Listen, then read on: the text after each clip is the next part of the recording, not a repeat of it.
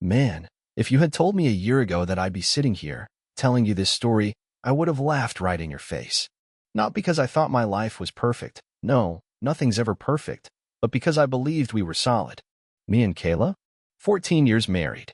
A daughter about to start high school. Mortgage halfway paid off. 2 cars in the driveway. Christmas lights on the house every December. You know, the regular American dream. Or so I thought. It started small, like these things usually do. Little cracks. Tiny shifts you can barely notice at first unless you're really paying attention. And let's be honest, most of the time, we don't want to pay attention. It's easier to pretend everything's fine. I work at the factory, long shifts, double shifts sometimes. I come home dog-tired. All I wanted was a hot shower, a cold beer, and my wife next to me on the couch, maybe watching a show together.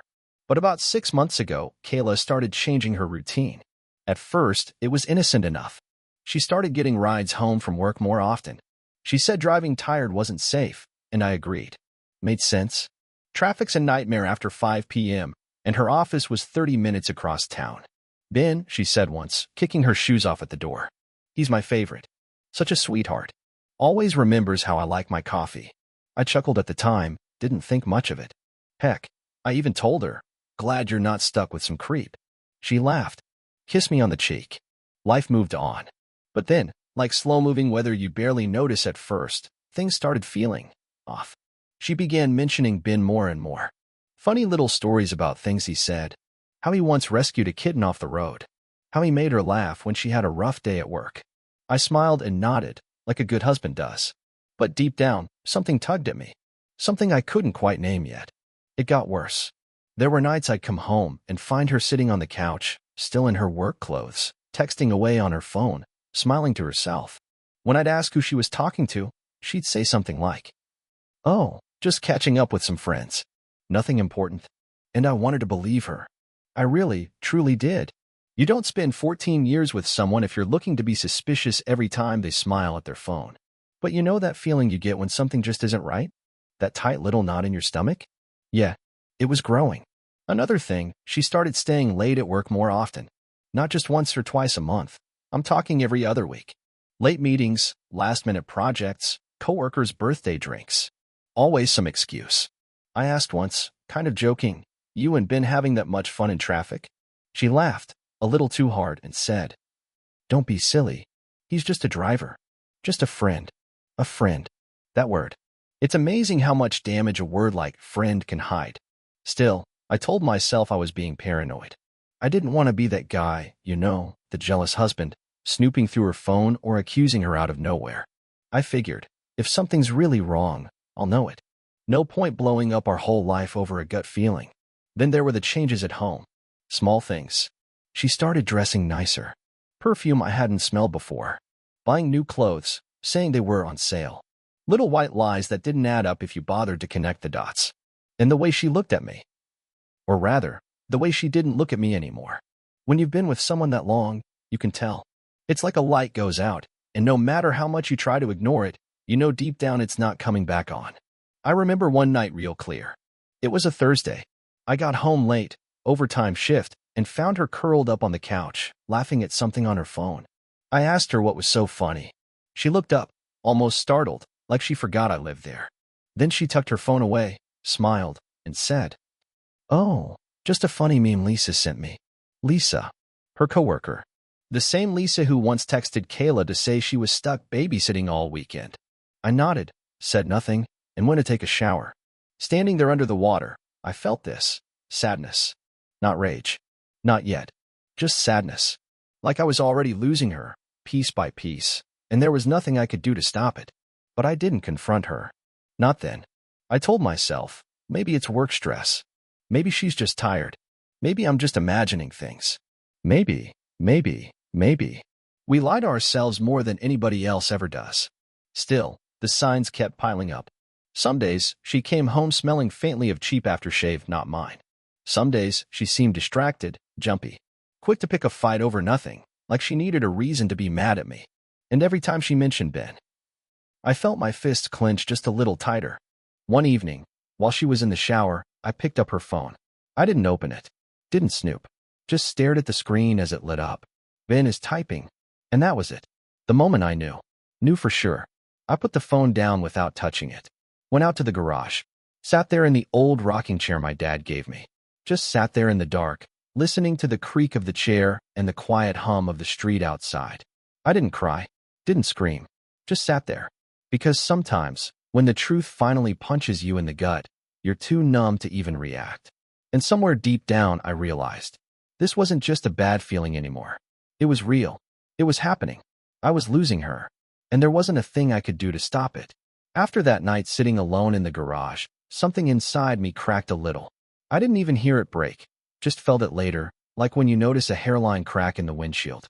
It's small at first, barely there, but you know it's only a matter of time before the whole thing shatters. That's how it was with me and Kayla. I didn't stop loving her, not right away. I just stopped trying so hard. Stopped asking when she'd be home. Stopped checking my phone every 5 minutes hoping she'd text me.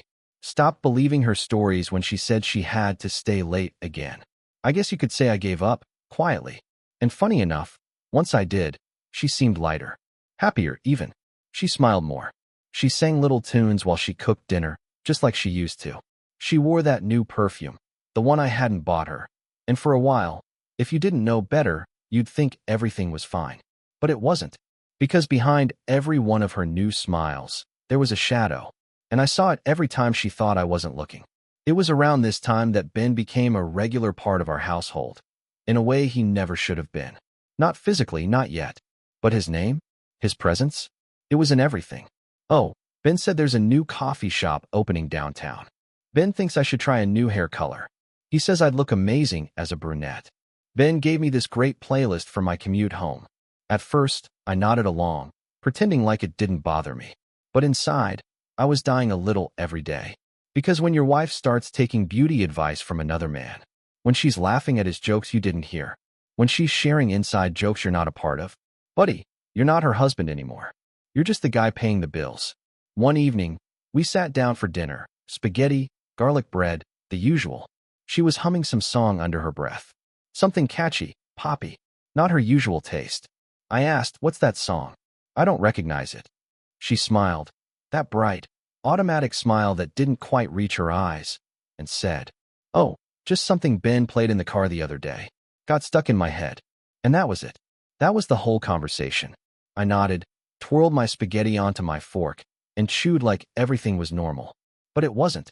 It hadn't been for a long time. Another weekend, I suggested we go away for a day or two. Just a quick trip, a change of scenery. Maybe a cabin upstate, something simple. She smiled politely, that polite smile I had grown to hate, and said, "Maybe another time. I'm just so swamped with work stuff right now." Work stuff. That old chestnut. Later that night, I saw her packing a small overnight bag.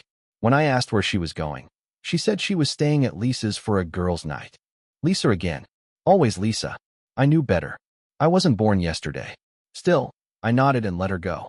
Watched from the window as she hopped into a familiar yellow taxi. Same driver. Same ball cap. Same stupid smirk on his face when he opened the door for her. It was Ben, all right.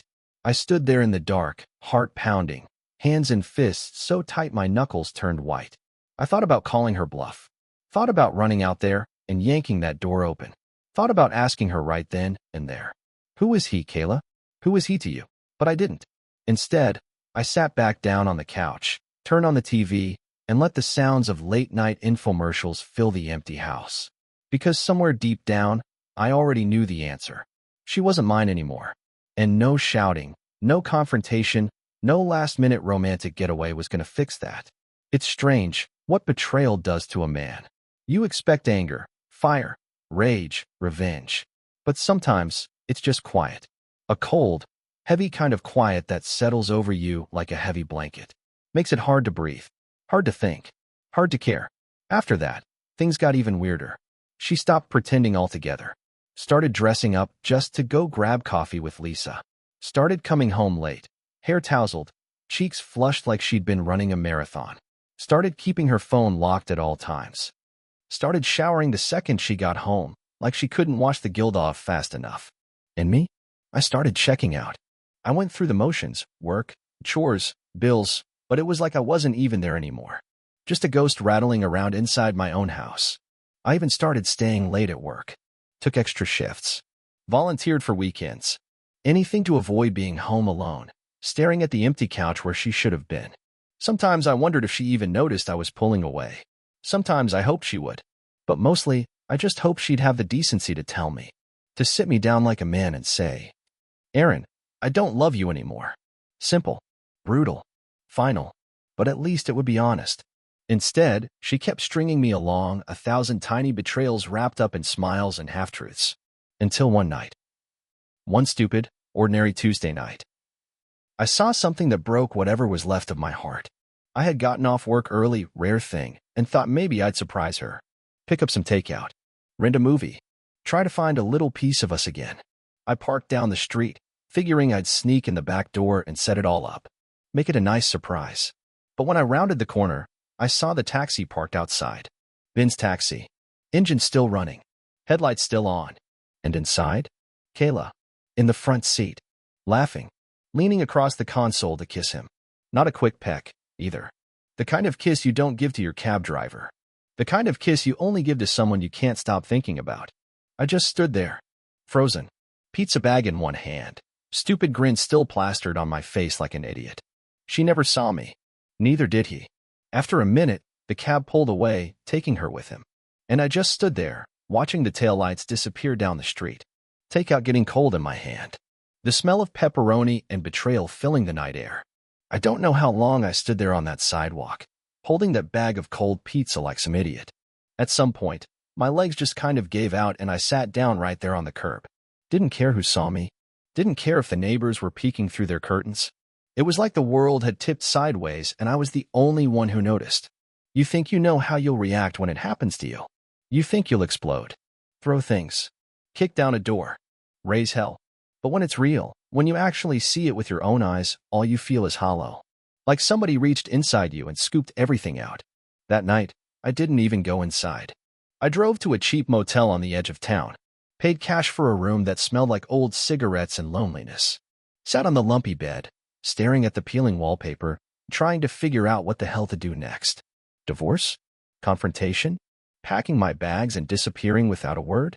All those options spun around in my head like a bad carnival ride. But underneath it all, one thought kept rising to the surface. I needed proof. Not for her. Not even really for myself. But for the story. For the day when I would look back and say, I didn't guess. I didn't assume. I knew. And I made her look me in the eye and face it. So, the next morning, I got up early and started making plans. First step, talk to someone who knew a little more about this kind of thing. I called my buddy, Rob. We went way back.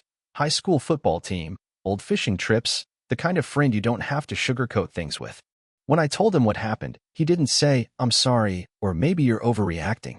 He just said, "You want me to help you catch him?" I nodded, even though he couldn't see me over the phone. "Yeah," I said. "Yeah, I do." We met up that afternoon at a diner out on Route 7. Over greasy burgers and bad coffee, we laid out a plan. Nothing crazy. No private detectives or high-speed chases. Just good old-fashioned keeping an eye out. Rob had a friend who worked in the same building Kayla did. We figured he could keep tabs on her without drawing attention. As for me, I decided to do something even simpler. I'd be around more. I'd show up early from work. Swing by her office. Offer to pick her up from girls' nights without warning. Not to trap her. Just to see if she flinched. People who are lying always flinch. And if she was as far gone as I thought she was, it wouldn't take long. The first few days were almost boring. She played it cool. Late meetings. Traffic. Dinner with Lisa. The usual lies wrapped in nice packaging. But there were little signs. Like how her voice got tight when I said I was nearby and offered to grab coffee together. Or how she smiled, wide, too wide, when I popped into her office unannounced. And always that smell on her clothes when she came home. Like cheap cologne and sweat and guilt.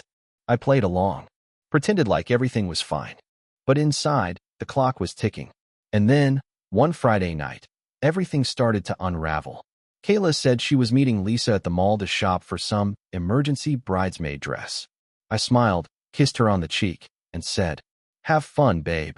Then I waited 5 minutes, grabbed my keys, and followed her. Not in a movie kind of way. No sunglasses and spine music playing in my head. Just a tired man following the woman he loved, hoping he was wrong. I parked a few rows over and watched. Saw her climb into a taxi. Saw the driver, Ben, grin at her like she was the prize at a carnival booth. Saw her lean in and kiss him before they pulled away. Not a friendly kiss. Not a thanks for the ride peck. A real kiss. The kind of kiss you don't come back from. I didn't follow them. Didn't need to. I had seen enough. And I knew in my bones, that it was worse than I thought. They weren't sneaking around because they felt guilty. They were sneaking around because they enjoyed it. Because it made it more exciting. Because betraying me was part of the thrill. I drove home slow that night. No music. No distractions. Just me and my thoughts, heavy and cold in the car. I didn't sleep much. Stayed up in the living room, staring at the ceiling, feeling like a stranger in my own house. And somewhere around 3 a.m., sitting there in the dark, I realized something. I wasn't mad that she cheated. I was mad that she made me feel like a fool. And that I couldn't forgive. Saturday evening. Cool air, orange sunset bleeding into a darkening sky. It should have been just another peaceful night on our quiet little street. Should have been. But deep inside, I knew something was coming. Kayla had left earlier, all smiles and excuses. Late meeting, she said, grabbing her bag a little too fast. Don't wait up. I didn't argue. Didn't kiss her goodbye. I just watched her walk out the door, her heels clicking down the porch steps, and waited. Waited for the lie to finish unfolding. Around 8 p.m., I slid behind the wheel of my truck and parked 2 houses down. Lights off. Engine quiet. The neighborhood was settling in for the night. Porch lights flickering on, windows glowing with TV screens and bedtime stories. Except me. I was wide awake. Waiting. And right on schedule. A familiar yellow cab crawled down the street. Ben. He pulled up right in front of our house. Like he belonged there. The sight of it made my stomach knot up so hard I thought I might be sick. I ducked down, just low enough to watch without being seen. The taxi sat there for a moment, humming quietly under the street lamp. Then I saw movement in the back seat. At first it was just shadows, 2 figures leaning toward each other. But then, for one sickening second, the dome light flicked on as Kayla fumbled for something in her bag. And I saw it. Clear as day. She was sitting sideways in the back seat, knees tucked up beside Ben on the bench seat. One hand braced against the headrest, the other tangled in the back of his neck. Their mouths were locked together like magnets. Her body pressing into his, desperate, hungry. Ben's hands roamed up her legs, gripping her thighs, sliding higher under the hem of her dress. She laughed, low and breathy, against his mouth, like she couldn't get close enough. He pulled her tighter, until there wasn't an inch of space between them. Their bodies moving in rhythm, rocking slightly with the squeak of the old leather seat beneath them. Her head tipped back, exposing her throat, as he kissed his way down her neck, and her fingers twisted tighter in his hair. It wasn't shy. It wasn't gentle. It was reckless. Wild. Like 2 people who had waited too long and couldn't hold back anymore. And they were doing it right there. In the middle of our street. Under our porch light. My heart thudded in my ears, so loud I thought the whole neighborhood could hear it. I gripped the steering wheel, knuckles white, feeling like I might tear it clean off. But I didn't move. I didn't yell. I just watched, frozen, as my wife melted into another man's arms like she had never belonged anywhere else. They kissed like nobody else existed. Like the world outside that taxi didn't matter. Like I didn't matter. Every once in a while, they'd pull apart just long enough to catch their breath, foreheads pressed together, before diving back in like they couldn't stand being apart even for a second. She whispered something in his ear. I couldn't hear it, but whatever it was made him grin, slow and wolfish. And then he slid his hands under her, lifting her slightly onto his lap. She didn't resist, didn't hesitate, just let herself be carried away. The car rocked a little under their weight, and the headlights of a passing car briefly lit them up again. I caught another glimpse, the way her hand disappeared into the front of his jacket, the way his hand disappeared under her dress. And then the dome light blinked off, plunging them back into the shadows. But I didn't need to see more. I already knew. Everything that mattered. Every promise we ever made, every memory we ever built, was being broken right there in the back seat of a grimy yellow taxi, 50 feet from the front door of the house we once called home. I stayed in the truck long after they drove away, long after the hum of the engine faded into the night. My mind was empty, blank. I wasn't even sad anymore, just numb, like someone had turned off all the lights inside me. Eventually, I made myself get out, walked up the driveway, stood on the porch for a long time, staring at the door. Door. Our home. Or at least, it used to be. I knew right then. Whatever happened next. I wasn't going to beg. I wasn't going to fight. I was going to end it. But not in anger. No. In clarity. Because when someone spits on everything you built together, you don't ask why. You don't cry. You walk away. And you never, ever look back. Sunday morning came heavy and gray. Clouds hung low over the rooftops, and the whole neighborhood felt like it was holding its breath. I didn't sleep much. Just sat at the kitchen table with a cup of cold coffee, staring at the clock on the wall, waiting for something to make sense. It never did. Around 10 a.m., my buddy Rob called. Said he needed to talk. Right away. I wasn't in the mood for company, but something in his voice got my attention. Something tight. Urgent. Can I come over? He asked. I just grunted into the phone and left the door unlocked. 15 minutes later, Rob came barreling through the front door, hair messed up, jacket half-zipped. He looked at me, and for the first time in the 20 years I'd known him, he looked scared. He pulled out his phone, tapping furiously, then shoved it across the table toward me. Look, he said. I picked it up, not expecting much. Maybe some photos of Kayla and Ben, something to twist the knife a little deeper. But what I saw made my blood run cold. It wasn't just pictures of Kayla with Ben. It was pictures of Kayla with other men too. Different nights, different cars, different places. Same Kayla, same smile, same little laugh as she climbed into someone else's passenger seat like it was the most natural thing in the world. I flipped through the photos with shaking hands, each one worse than the last. It wasn't just Ben. She'd been doing this for months, maybe longer, with strangers, with coworkers, with men who didn't even bother hiding it. Rob sat down across from me, rubbing his face with both hands. I didn't know how to tell you, he said quietly. I thought it was just Ben at first. But once I started checking, man, it's bad. Real bad. Turns out, Ben was just the most convenient one. The safe one. The one who didn't ask questions. But Kayla? She hadn't been looking for love. She'd been looking for attention. For excitement. For anything that wasn't boring old me. Sitting at the kitchen table, paying the bills, fixing the leaky faucet, asking how her day was. And it wasn't just one mistake. It was a habit. A pattern. A whole second life she'd built behind my back while I was busy trying to be a good husband. I don't remember standing up. Don't remember walking outside.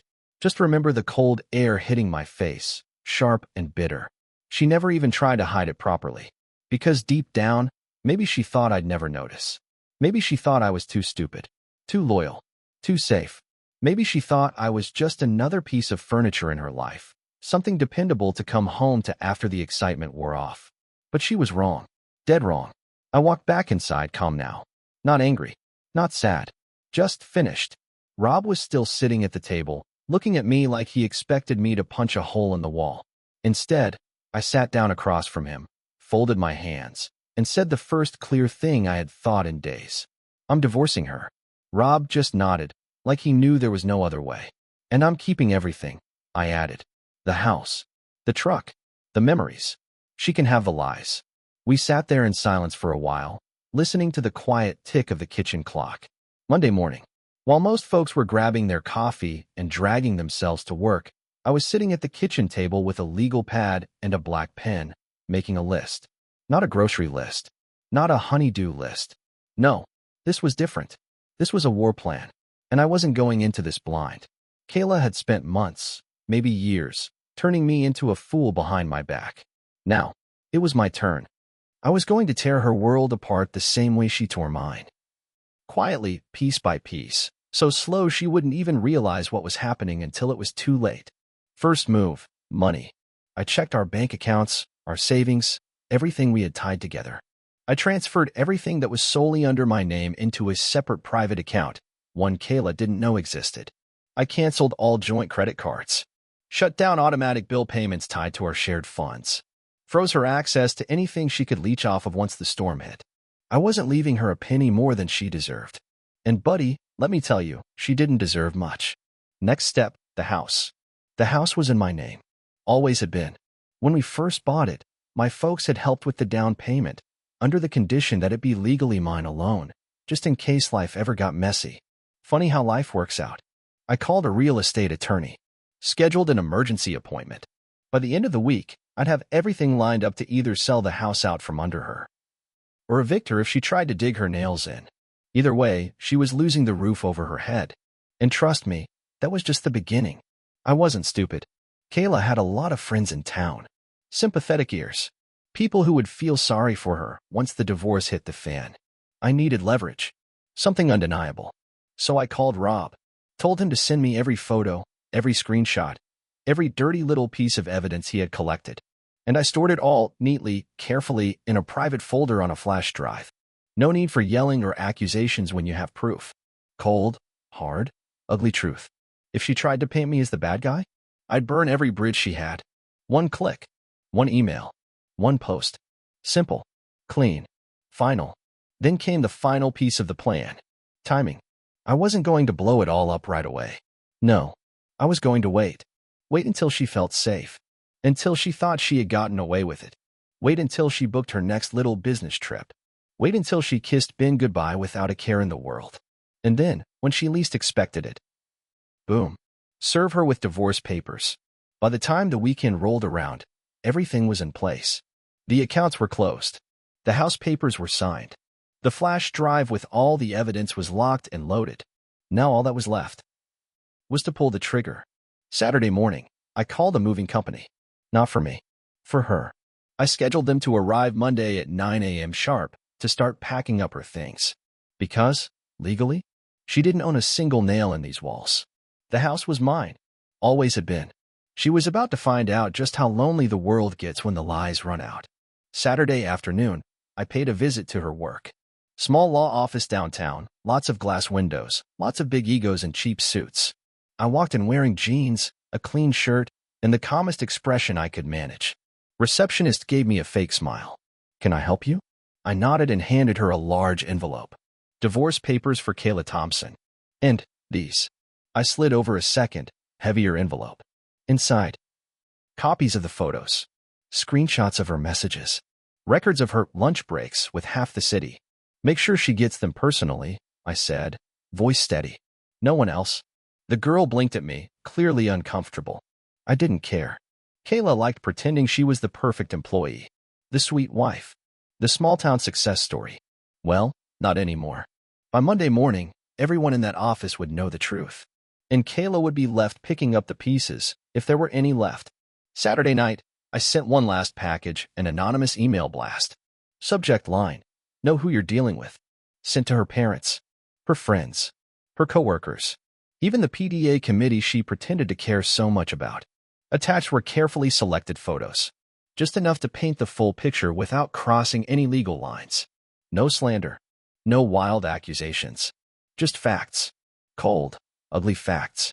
Because if Kayla had the right to build a life on lies, I had the right to shine a light on every rotten inch of it. Sunday morning, I packed a small bag. Just essentials. Because I wasn't sticking around to watch the meltdown. That was hers to deal with. I booked myself a room at a nice little cabin about an hour out of town, somewhere quiet. Somewhere peaceful. Somewhere far away from the wreckage. Because when the house of cards falls, you don't stand underneath it. You walk away. Head high. Hands clean. Heart intact.